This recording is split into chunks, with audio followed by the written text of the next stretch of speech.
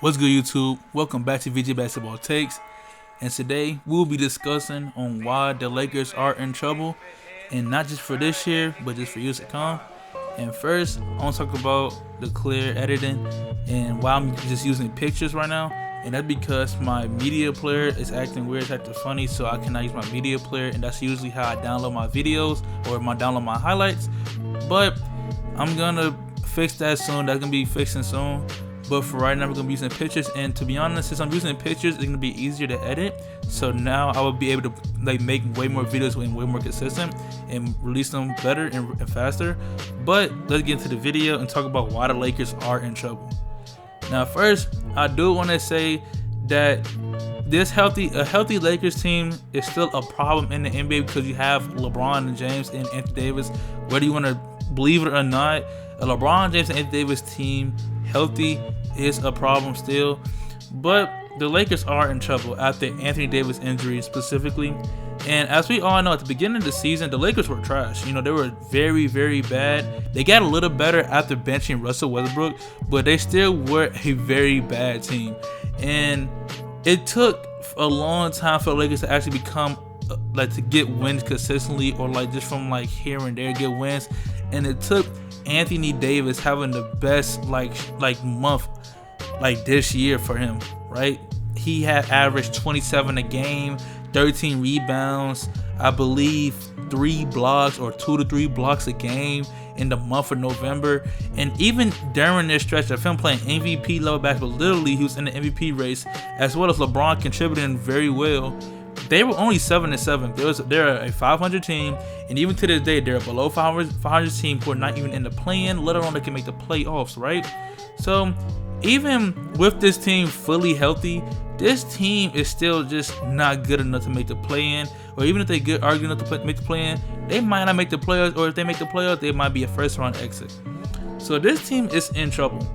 Now, the reason I say that is because this team does not have the right to their own picks, of course, in the upcoming free agency class. They just have a lot of free agents that's gonna be off the books this upcoming season, right? So first, I do want to discuss what how Lakers fans now, I don't want to say how y'all think, but I do want to discuss one thing that was kind of controversial this whole season, beginning of the season, and that was Russell Westbrook being traded, right? But Jenny Buss and Rob Pelinka have recently rumored to have turned that off, or basically cancel that trade of trading Russell Westbrook to the Indiana Pacers for Miles Turner and Buddy Hield, and the Pacers would get in return Russell Westbrook and their 2 first-round picks of 2026 and 2027, or either 2026, 2027, or 2027, 2028, either or. But they would get 2 picks in return. The Lakers would receive Buddy Hield and Miles Turner, and that report has looked like it's not gonna happen. You know, it has been some reports lately that Jenny Buss and Rob Pelinka are kind of turned off about that trade because A, Russell Westbrook has been playing better, and this is just a rumor, but B, that they are scared to make another deal like the Westbrook deal, so they kind of just plan it out kind of. But even if they had made that deal, to be honest, I still don't see them being in the playoffs because now AD is injured, and the first report that we've seen is that he was out indefinitely, right? So usually that means he's out for the rest of the season. And it's been a more updated report on that situation where now they're saying that he has no timetable to return, but he still can return. But we see and we know AD is most likely not going to return. And even if he does return, let's be honest, I don't hope this for no NBA player, but he might get injured again. And LeBron being 38 does not help because LeBron is very much he's affected by injuries. We saw that last year. We saw that the year before last year. And I believe, was he not injured this year because at the beginning of the season at one point? We're gonna see this team be injury riddled by their stars, and outside of AD and LeBron, your best players on the team, there's nobody really to carry this team. You have Russ, but Russ is not that player no more where he can just carry your roster. You know what I'm saying? So the Lakers are in a terrible situation right now. And like I said, that little trade for Miles Turner and Buddy Hield cannot just flip the whole switch and make the Lakers a contender all of a sudden, right? So what do? they don't do anything, to be honest. Like the Lakers, they have no real options.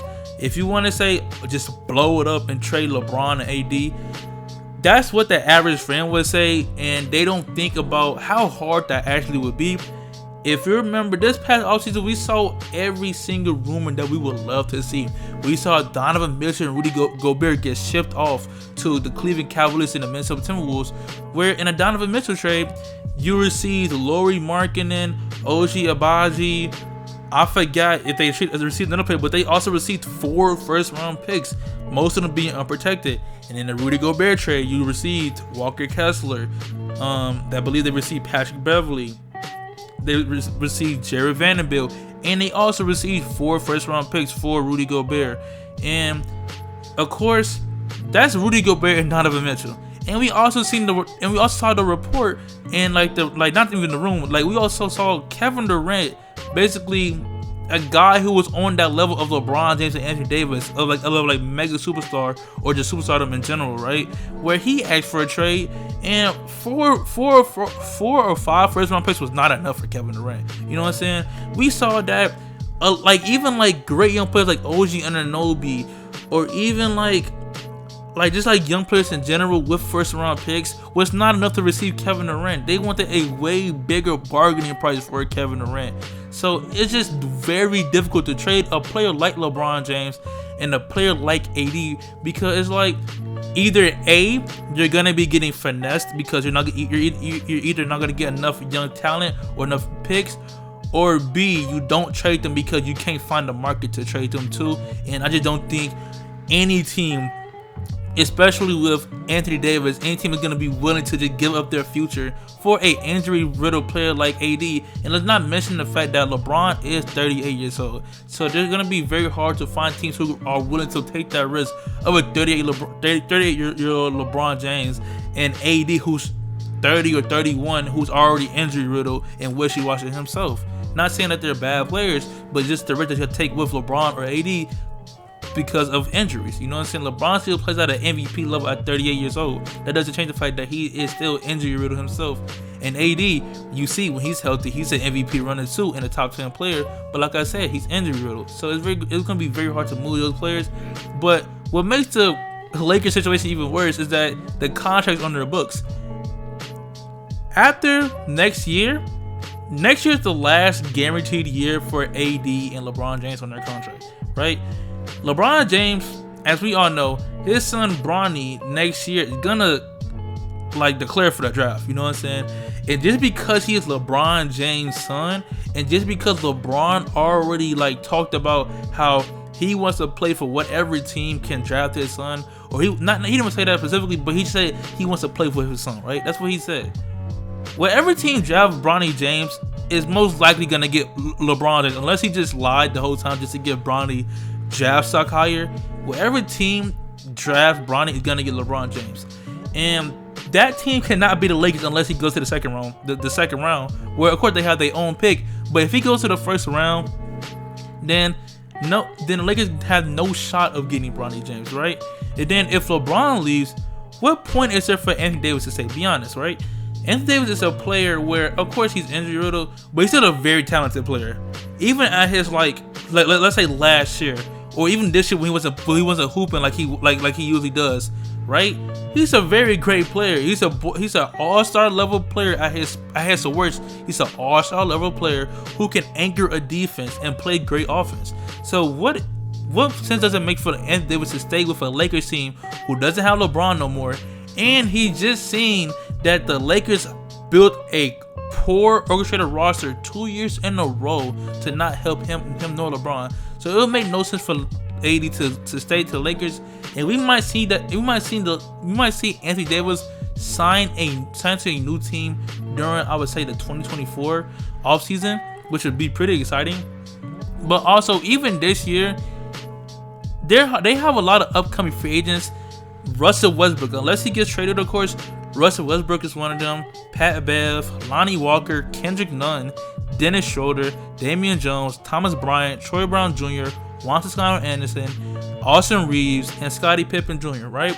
Now, let's assume that Austin Reeves is going to sign back, because I feel like the Lakers are going to offer him a deal because he's the only real young talent that they have on the team who has shown improvement outside of Lonnie Walker.